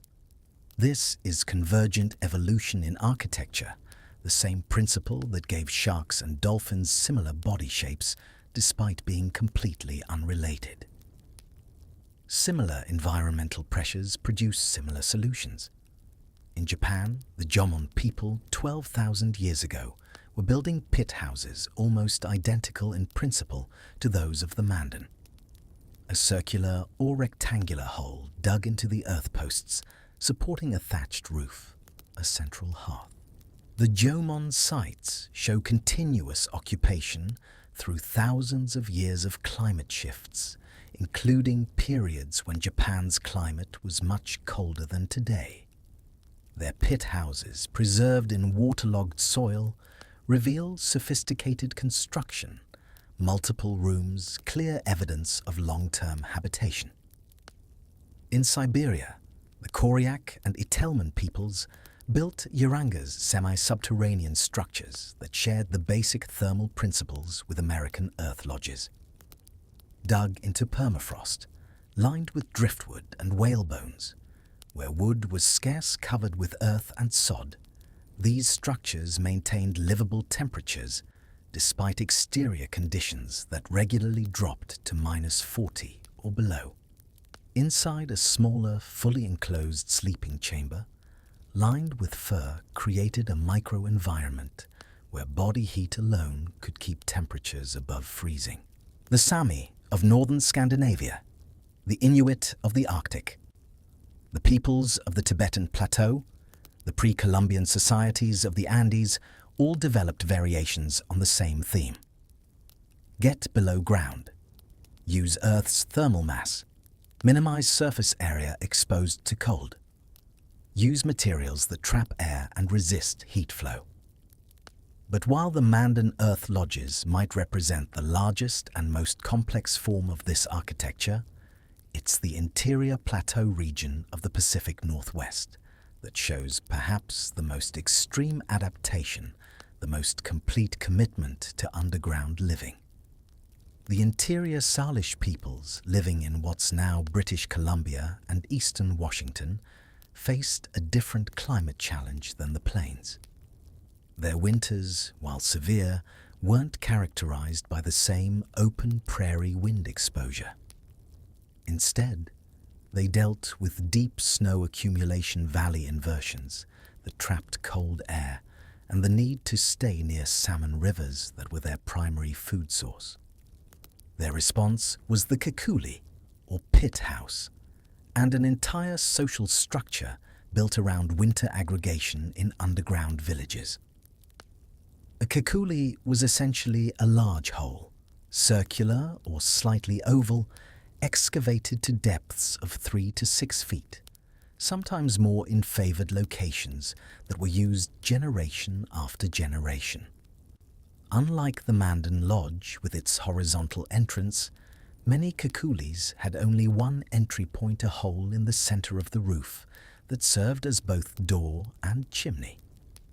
A notched log ladder allowed people to climb down into the interior, descending directly into the heart of the home. This design is brilliant in a heavy snow environment. There are no ground-level doors to be buried and blocked by drifts. The roof entrance, even under deep snow, remains accessible because people can dig down through snow to reach it. Once inside and down the ladder, you're in a space that's protected not just by earth walls, but by the insulating blanket of snow that's buried the entire structure. Winter villages in the interior plateau could be extensive. Archaeological sites show villages with 20, 30, even 50 pit houses in close proximity, all occupied simultaneously during the winter months.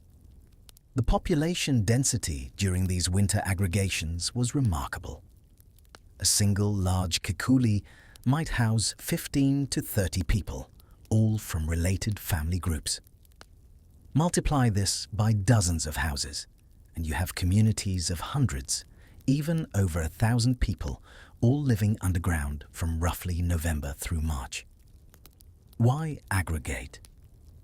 Why come together in such numbers when summer saw these same people dispersed in small family groups across the landscape? The answer is multifaceted. Socially, winter was the season for ceremonies, for the retelling of sacred stories, for marriages and initiations, and the transfer of names and privileges. These events required witnesses, required the community to validate and participate. You couldn't hold these ceremonies with just your immediate family. Economically, aggregation allowed for resource pooling and risk mitigation. A family that had a poor salmon season could be supported by the larger community. Surpluses could be shared. The elderly, who might struggle to maintain a separate dwelling, could be incorporated into family pit houses where their knowledge and experience contributed, even as their physical strength waned. Psychologically, the aggregation fought the isolation and darkness of winter. Inside a kekuli with 30 people, there was always activity, always someone to talk to, always the comfort of human presence. The alternative, a single family alone through the dark months, was not just lonely, but dangerous. A medical emergency, a fire, a structural failure. Any crisis was far more survivable with neighbours close at hand. The interior of a kekuli was organised around that central hearth positioned directly beneath the roof opening. The fire was small more for cooking and light than heating, because the earth itself and the body heat of occupants did most of the thermal work. Around the perimeter, sleeping platforms were built in tiers, creating almost a theatre-like arrangement where everyone could see the fire and each other. Social interaction was constant, unavoidable, and this enforced togetherness shaped the culture profoundly. Interior plateau cultures developed elaborate protocols for indoor behavior, for managing conflict, for respecting personal space within communal living. Children learned from infancy to moderate their voices, to be aware of others, to read social cues.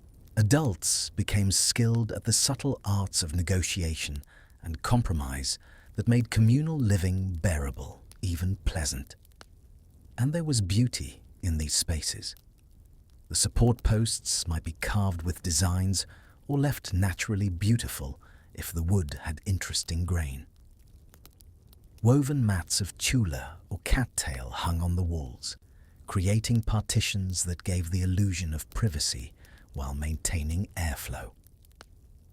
Baskets of extraordinary craftsmanship, some of them watertight enough to cook in by adding hot stones, were both utilitarian and artistic, their geometric patterns catching firelight. The winter survival skills required for life in a kekuli were different from those on the plains. Snow management became critical. Too much snow on the roof could cause collapse, so people monitored accumulation and removed excess. But some snow was desirable for insulation, so the balance had to be judged carefully. Ventilation was even more crucial than in earth lodges, because the single roof opening had to serve as both entry and chimney. Understanding when to widen or narrow this opening, how to use wind baffles made of mats or hides, this was knowledge that kept the air breathable and the smoke manageable. Food storage in kekuli villages relied less on interior cache pits and more on external storage structures. Elevated caches built on platforms to protect from snow and scavengers held the dried salmon that was the staple of winter diet. Some communities dug caches into riverbanks, using the stable cool temperatures to preserve fish through the winter. Others used specially constructed underground storage pits, separate from the dwelling pits, creating a distributed storage system that protected against total loss if one cache failed. The seasonal rhythm of kekuli life was stark. In late October or early November, as the first serious snows came, families would leave their summer fishing camps and move to the winter village sites. The pit houses, which had stood empty since spring, were refurbished. Repairs made new grass or bark added to sleeping platforms, accumulated debris cleaned out. Then the descent, and not until March or April would they emerge for more than brief forays. What was it like spending 5 months underground? The first weeks were probably the easiest, the novelty fresh, the stored food abundant. As winter deepened, as the days shortened to their solstice minimum, the darkness became oppressive. This was when the story cycles became crucial, when the ceremonial life of the community intensified, giving structure and meaning to the endless nights. By February, food stores were declining, the diet becoming monotonous. Dried salmon, dried roots, dried berries, all of it sustaining, but none of it fresh, none of it exciting. This was the hungry time when people lost weight, when children became querulous, when tempers frayed. And still the snow fell, and still the cold held. Then slowly the change. days lengthening noticeably, the quality of light shifting, the sound of water dripping from the roof, trickling through snow, the first whisper of spring. The fire in the pit house would be dampened, the smoke allowed to clear completely, and people would gather at the base of the ladder, looking up at that circle of sky, visible through the roof opening. One by one, they would climb, emerging into blinding sunlight, into air that felt warm, even at temperatures that would have seemed cold in autumn, into a world transformed. The snow still lay deep, but it was rotten now, collapsing under weight, melting in the sun. The rivers were breaking ice, grinding and groaning as it fractured. Birds returning migrants, their calls shocking after the silence of winter. And green, the first green tiny shoots of plants, pushing through the melting snow, celebrating light, the way humans celebrated survival. The pit houses would be abandoned now, left to dry and air through the summer. The roofs might be partially dismantled to prevent accumulation of rain and debris. The fires would be extinguished completely, the ashes scattered. The community would disperse to summer camps, to fishing sites, to hunting grounds spreading across the landscape that winter had consolidated. But the pit houses would wait, patiently, as the earth is patient. And when autumn turned to winter again, when the first snows came, the people would return. They would descend once more into the earth's embrace, into the warmth that waited below the frozen surface, into the underground systems that had cradled their ancestors and would cradle their children. This was the rhythm, and it worked for thousands of years. It worked until the world changed and the old ways could no longer hold. Let's come back now, back to that single earth lodge on the Missouri, back to the night we started with the blizzard outside, the warmth inside. But let's look more closely at the human element, at the relationships and hierarchies and intimacies that made survival not just physical, but psychological. An earth lodge in deep winter is a study in forced proximity. 30 people sharing perhaps 1,800 square feet of space. By modern American standards, where we consider 400 square feet per person barely adequate, this is almost inconceivable. There's no privacy as we understand it, no doors to close, no separate rooms to retreat to. Everything happens in the shared space, visible and audible to everyone. This creates a social environment that's both supportive and suffocating. On the support side, you're never alone. If you're sick, there's always someone to bring water to adjust your robes and to sit with you. If you're grieving, the community grieves with you. If you're celebrating, the joy multiplies, reflected in 30 faces around the fire. Children are raised collectively, watched by multiple adults, learning from many teachers, never lacking for attention or guidance. But the suffocating aspect is real too. You can't hide your moods. If you're angry or sad or frustrated, everyone knows. Conflicts can't be avoided by physical separation. Arguments happen in front of children, in front of elders, in front of everyone. The pressure to conform to maintain social harmony is intense because there's no escape valve, no way to cool off alone. The sleeping arrangements reflect and reinforce social structure in ways both subtle and overt. The best sleeping spots, warm and protected, go to those who've earned status through age or contribution. The grandmother who remembers the great winter of her youth, who knows the stories, who can read the weather and advise when to conserve food and when it's safe to feast. She sleeps in comfort. The young couple newly married, they sleep in a less desirable spot, earning their way up through years of contribution. But status isn't rigid. It's fluid, earned and re-earned. A young hunter who brings in a fat buffalo cow when food is running low, he'll be honored. His sleeping spot might improve his voice in council, given more weight. A woman who resolves a conflict with wisdom, who makes a gift that eases someone's burden, her status grows. The lodge rewards contribution, and the cold outside ensures that contribution matters. Children sleep with their mothers, usually and often with siblings. The concept of children having their own beds, their own space, is alien here. An infant sleeps against mother's body, sharing warmth, nursing through the night. Toddlers pile together under robes, their combined heat keeping them comfortable. Older children might be allowed to sleep near the fire if they've demonstrated responsibility, if they can be trusted not to roll into the coals. This communal sleeping teaches children about their bodies, about social bonds, about the reality of human vulnerability and interdependence. There's no shame about bodies here, no puritanical separation of genders. Bodies are warm, are alive, are the instruments of survival.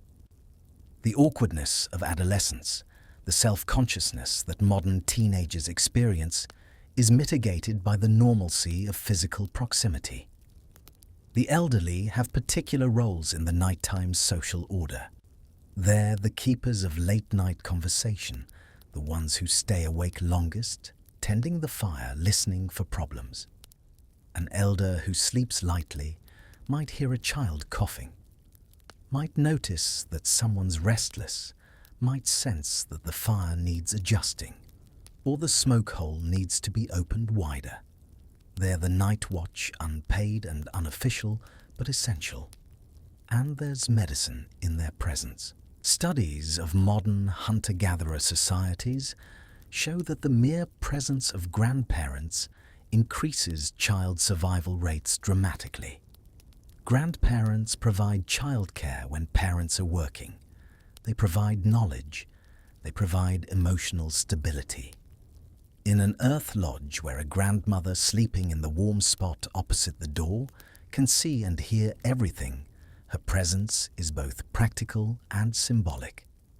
She's the anchor, the reminder of continuity, the living link to previous winters survived. The sleeping order also reflects gender roles, though these were more complex and balanced than European observers often recognized. Among the Mandan women owned the lodge and controlled the food stores. This gave them real power, economic and social. But men provided much of the winter protein through hunting maintained tools and weapons conducted ceremonies. The sleeping arrangement recognized both contributions. Men might sleep closer to the entrance where they could respond quickly to threats.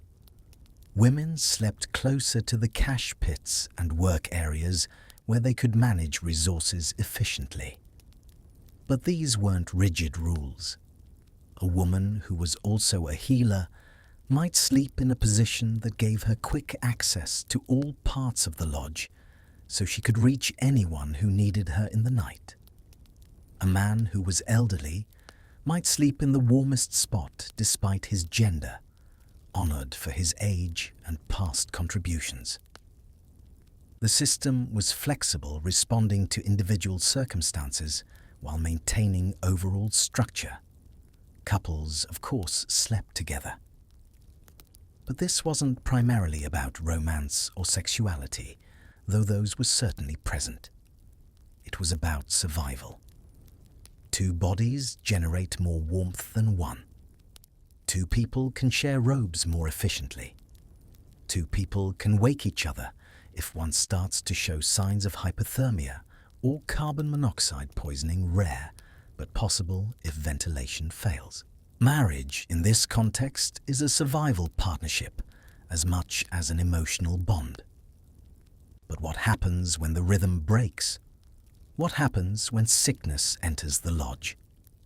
In our modern world, our instinct is to isolate the sick, to put them in a separate room behind a closed door to keep them away. In the Earth Lodge, this was impossible and arguably undesirable. Survival depended on shared heat. To isolate someone in winter was to sentence them to cold. And cold is the ally of death. Imagine a night where a young woman has fallen ill with a fever, the chest sickness that often came with the confinement of winter. She is shivering, her teeth chattering despite the warmth of the lodge. The sleeping arrangement shifts instantly to accommodate her. She is moved to the heart of the sleeping platform, the spot closest to the fire but shielded from drafts. But she is not left to shiver alone under a pile of robes. The human fever wall is formed. Her strongest family members, perhaps her husband or her mother, sleep pressed directly against her back and front. They act as living thermal regulators. When she shivers with chills, their body heat, steady, heavy, and radiating at 98 degrees, soaks directly into her, bypassing the need for her body to generate its own warmth. They lend her their metabolic fire. When her fever breaks and she sweats, the furs are adjusted by watchful hands to wick away moisture without exposing her to the air. Heated stones wrapped in thick leather are placed at her feet and against her lower back. These stones were warmed in the central fire pit until they held a deep, penetrating heat, acting like ancient hot water bottles that would stay warm for hours. The grandmother might stay awake sitting by the head of the sleeping platform, periodically wafting the smoke of burning cedar or sweetgrass over the sick woman. This wasn't just ritual. Cedar smoke is a bronchodilator and mild expectorant. The grandmother's rhythmic chanting or soft singing acts as a sonic tether, keeping the sick person grounded in reality, preventing the delirium of fever from pulling them too far into the darkness. Think of the intimacy of this care. There are no monitors, no sterile plastic tubes. There is only skin against skin, breath against breath. The sick person sleeps in a nest of human concern. They can hear the heartbeat of the person holding them. They are literally anchored to life by the bodies of their kin. This social warmth creates a powerful placebo effect. Or perhaps it's not a placebo at all. It is the physiological impact of safety.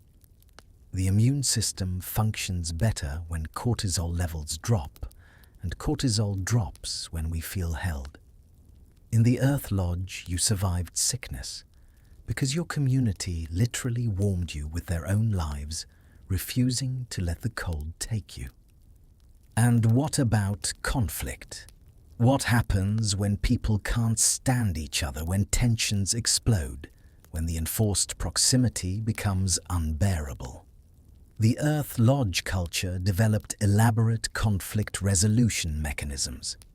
Elders mediated disputes, hearing both sides rendering judgments that the community was expected to honor. Ceremonial leaders performed rituals that cleansed bad feeling, that reset relationships. And there was the practical option of simply enduring, knowing that spring would come, that separation was temporary, that summer would allow space and distance. But some conflicts couldn't be resolved. In extreme cases, a person or family might leave even in midwinter, choosing the risk of cold over the certainty of ongoing conflict. This was rare, dangerous, but it happened. The stories of such departures served as cautionary tales, reminding everyone that harmony wasn't optional, that the stakes of failed cooperation were life and death. There's a particular intimacy to sleeping in a space where you can hear everyone else breathing. You know who snores, who talks in their sleep, who wakes frequently. You can tell by the rhythm of someone's breath whether they're truly asleep or just lying quiet. You become attuned to the group's collective rhythm, the way the lodge settles into deeper silence as midnight passes the way it begins to stir in the hours before dawn. This intimacy extended to all bodily functions. There was no indoor plumbing, obviously. Chamber pots or containers were used at night, emptied in the morning. This was matter of fact, not shameful. Bodies do what bodies do, and everyone's body does the same things. The acceptance of this, the normalization of human biology, created a different relationship with physical existence than modern Western culture typically allows. Illness in the lodge was everyone's concern. If someone developed fever or cough, the whole community monitored their condition. Healers would be consulted, herbal remedies prepared, prayers offered. The sick person wouldn't be isolated exactly, but their sleeping area might be adjusted to give them more space or better access to warmth. Everyone understood that disease could spread, but they also understood that abandoning the sick was unthinkable. You cared for your own, and in a lodge, everyone was your own. Death in winter was complicated. The ground was frozen too hard for burial. Bodies had to be kept until spring thaw, usually on elevated platforms, away from the village, wrapped in robes, and left for the elements and scavengers. The mourning rituals, the giveaways where the deceased's possessions were distributed, all of this happened in the lodge in full view of the community. Children learned about death directly, not as an abstract concept, but as a present reality. Someone who'd been sleeping across the fire was gone. Their sleeping spot empty. Their absence a hole in the lodge's fabric. But there was also birth in winter, and birth was communal too. Labor happened in the lodge, attended by experienced women, everyone aware of what was happening. Children witnessed the reality of birth, the pain and blood and eventual joy. They learned that life is both fragile and tenacious, that women are strong, that new life comes even in the deadest part of winter. The social warmth of the lodge, then, was as important as the physical warmth. Humans are social creatures. We need connection, need to feel part of something larger than ourselves. The Earth Lodge enforced this, made it impossible to be truly alone, and in doing so created a web of relationships that sustained people through the dark months. When you went to sleep in an Earth Lodge, you were held not just by buffalo robes and earth walls, but by the presence of your family, your clan, your people. You slept in the sound of their breathing, in the warmth of their bodies, in the certainty that you were not facing winter alone. And this, as much as any architectural innovation or thermal engineering, is what allowed survival. Winter might be harsh, but it was faced together. The cold might be absolute, but the human warmth, the social fabric, the web of care and obligation and love, this was warmer still. And when sleep came, it came with the knowledge that you were safe, held protected, not just by earth and wood, but by the community that surrounded you. It's very late now, or very early, depending on how you measure time in a place where clocks don't exist, and the sun's rhythm, it's the only reliable marker. The fire has burned down to barely glowing coals, just enough light to outline shapes, to cast the faintest shadows on earth walls that seem to absorb more than reflect. The lodge is at its darkest, its quietest, that profound silence that comes when 30 people have finally surrendered to sleep. Your breathing has slowed to match the lodge's rhythm. In and out, steady and deep, the kind of breathing that only comes when the body trusts its environment, when the nervous system has released its vigilance and allowed rest to come. You're warm under your buffalo robes, the fur soft against your skin, the weight of the hides creating a cocoon that feels like safety made tangible.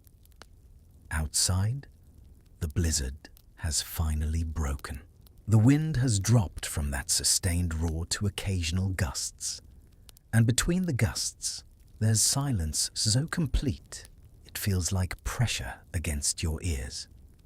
The snow has stopped falling, and in the brief moments when clouds part, stars appear brilliant and cold in the black sky, their light taking years to reach this frozen prairie, arriving just in time to witness this one night of survival.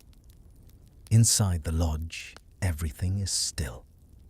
The grandmother has finally slept her breathing regular and shallow. The children are motionless under their robes, their faces peaceful in the dim red glow of the coals. The horses have settled their weight, shifted to 3 legs, their heads lowered in the stance of deep rest. Even the fire seems to sleep its coals pulsing so slowly they might be the heartbeat of the earth itself. You can feel the warmth rising from the floor, from the walls, the earth giving back the heat it absorbed through the day. This is the gift of thermal mass, the reason all of this works. The earth remembers warmth the way it remembers everything, patient and slow and utterly reliable. All through the night, through the darkest hours that stored heat, radiates inward, maintaining temperature, maintaining life. Listen to the silence. Not empty silence, but the rich silence of 30 people, breathing of horses, shifting occasionally, in dream of coals settling with the softest whisper of ash. This is the sound of survival. This is what it means to have found shelter from a storm that would kill without mercy, to have created warmth where physics says there should be none, to have made a home in the earth itself. In the morning, there will be work. The fire will need to be rebuilt, coaxed from coals to flame with careful breath and tinder. The smoke hole cover will need to be adjusted for daylight. Someone will need to dig through the entrance tunnel, clearing the new snow that's drifted across the opening. Water will need to be fetched, food prepared, the endless cycle of winter maintenance begun again. But that's morning. Right now, there's only this. The warmth, the darkness, the presence of family and clans sleeping around you. The earth holding you, the buffalo robes covering you, the accumulated wisdom of thousands of winters protecting you. You're safe. You're warm. You're part of something that's worked for generation after generation, a system so elegant and complete that it turned the deadliest season into something survivable, even comfortable. Your eyelids are heavy now, so heavy. The last tension in your muscles is releasing your body, giving up its hold on wakefulness, trusting the lodge, trusting the earth, trusting the people around you to keep watch while you surrender to sleep. This is what it felt like every night, through every winter for centuries. This safety, this warmth, this belonging. The Earth Lodge breathes around you a living thing. Its rhythm, the rhythm of the people within it. The horses, the fire, the earth itself. In and out, slowly, patiently, the way the planet breathes across the seasons, the way life persists against all the cold's attempts to extinguish it. You're drifting now, that pleasant space between waking and sleeping, where thoughts lose their edges, where time becomes fluid, where the boundary between yourself and the warmth surrounding you begins to dissolve. The lodge is holding you. The earth is holding you.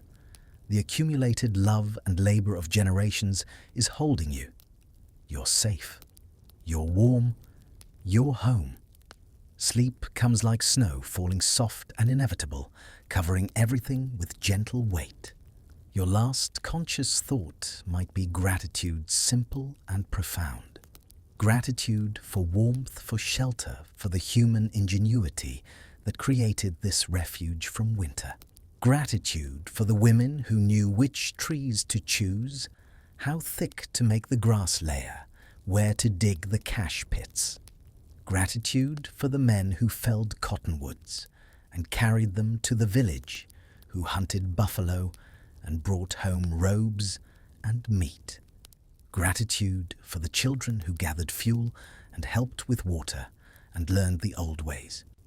Gratitude for the earth itself, patient and giving, willing to shelter those who understood how to ask.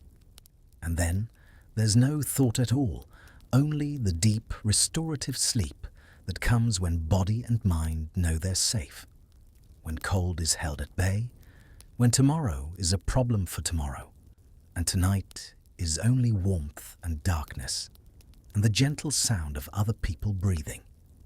This is how they survived. This is how they lived. This is the answer to the question we started with. How did people endure 6 months of killing cold with only the tools and knowledge their ancestors gave them? They partnered with the earth. They observed and learned and refined across generations. They built not just structures, but systems, not just houses, but communities, not just shelter, but cultures capable of turning winter from enemy to teacher. The underground systems weren't just practical solutions. They were philosophy made real. They said that survival isn't about conquering nature, but about understanding it, working with it, becoming part of its rhythms. They said that the strongest structures aren't those that resist the earth, but those that embrace it. They said that warmth isn't just a matter of fire and fuel, but of community cooperation, the human capacity to care for each other through the darkest times. Sleep deeper now. Let the lodge fade from your mind's eye. Let the buffalo robes become your own blankets. Let the warmth of the earth become the warmth of your own bed. You're safe here too, in your time, in your place. The winter outside your window might be mild or harsh, but you're protected, sheltered, warm. And that's a gift that humans have been giving each other for thousands of years. The gift of warmth, of shelter, of survival. Let it all go now. The history, the physics, the stories. Let them settle into your bones, the way the people of the plains let winter settle over their lodges, inevitable, but no longer frightening. You've learned something tonight, something about human resilience, about ingenuity, about the ways our ancestors solved impossible problems with nothing but observation and patience and love for the people who would come after them. And now, sleep. Deep, warm, peaceful sleep. The kind of sleep that comes at the end of a long journey when you finally arrived somewhere safe, somewhere warm, somewhere you can rest without fear. The Earth Lodge is holding you across the centuries, its lessons simple and profound. We survive by caring for each other, by building together, by trusting the earth that's always been here, patient and strong, ready to shelter those who understand how to ask. Listen to the silence once more. It is a vast, ancient silence that stretches from the stars, down through the snow, down through the roof of the lodge, and into the very center of your being. It is the silence of the seed waiting for spring. It is the silence of the bear in hibernation. It is the silence of the earth turning slowly in the dark. In this silence, there are no demands. There are no deadlines. There is only the slow, steady pulse of life enduring. You are part of that pulse. You are part of that endurance. Let yourself sink into it. Let yourself become heavy, still, and quiet. Let the earth carry you. Good night. Sleep well. And when you wake, carry this with you. You're part of an ancient lineage of survivors, of builders, of people who looked at winter and found not an enemy, but a teacher, not a threat, but an invitation to become clever, compassionate, connected. That knowledge is in you. That strength is in you. That warmth, even on the coldest nights, is in you. Sleep now. The earth is holding you. You're safe. You're warm. You're home. And so we return you and I to the present moment, to your bed, your room, your time. The earth lodge fades back into history. The buffalo robes become memory. The bitter cold of the northern plains returns to the realm of imagination. But something remains, some warmth that has nothing to do with temperature. You've spent these hours walking through winter with people who faced challenges we can barely comprehend. You've seen how they built systems underground, how they partnered with the earth itself to create warmth where there should have been none. You've witnessed ingenuity born of necessity architecture, refined across generations, communities held together by the simple fact that survival demanded cooperation. The Mandan and Hidatsa, the interior Salish, and Sahaptin, the ancestral Puebloans, who 700 years before our common era developed ventilation systems that still teach us about airflow and passive heating. All of these people left us a legacy, not in written form, but in the archaeology, in the stories passed down in the descendants who still remember, still honor, still carry forward the knowledge of how to live in partnership with the land. Their underground systems weren't primitive shelters. They were sophisticated responses to environmental challenges. They were energy-efficient architecture before that term existed. They were zero-carbon heating solutions that relied entirely on renewable resources and human knowledge. Modern passive solar design and modern earth-sheltered construction, these are rediscoveries of principles that indigenous peoples perfected long ago. And beyond the technical brilliance, there's the human lesson. That survival, real survival, through conditions that test every limit, requires community, requires the willingness to share warmth, share resources, share space, requires honoring the knowledge of elders, teaching children with patience, caring for the vulnerable. The Earth Lodge worked because the people inside made it work night after night, winter after winter, generation after generation. So as you drift towards sleep, or as you wake to morning, wherever you are in this journey, take something with you. Take the knowledge that humans are capable of extraordinary adaptation, that we've survived impossible odds by being clever and compassionate in equal measure. Take the reminder that the earth itself is an ally if we're willing to understand it, to work with it, rather than against it. Take the warmth of knowing you're part of a species that's been keeping each other safe through winter for thousands of years, that's been telling stories by firelight, teaching children, caring for elders, and building shelters that hold back the cold. The world is different now. We've gained much, lost much. But the fundamental human needs remain the same. We need warmth, shelter, community, connection. We need to feel safe when we sleep. We need to know we're part of something larger than ourselves. The earth lodges and pit houses are mostly gone, now collapsed back into the soil they came from, but their lesson endures. In the coldest nights, kindness was the only fire left.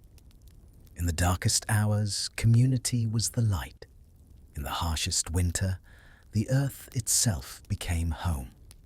Thank you for joining me tonight, for allowing me to be your guide through this piece of history, this story of survival and ingenuity and human warmth in the face of impossible cold. I hope you found something here worth carrying forward, some ember of understanding that you can tend in your own life. If you enjoyed this journey, please consider subscribing to Sleepy History. There are many more stories to tell, many more nights where we can travel together through the past, finding comfort in the knowledge that humans have always been resourceful, always been resilient, always found ways to not just survive, but to create beauty and meaning, even in the most challenging circumstances. Sleep well wherever you are.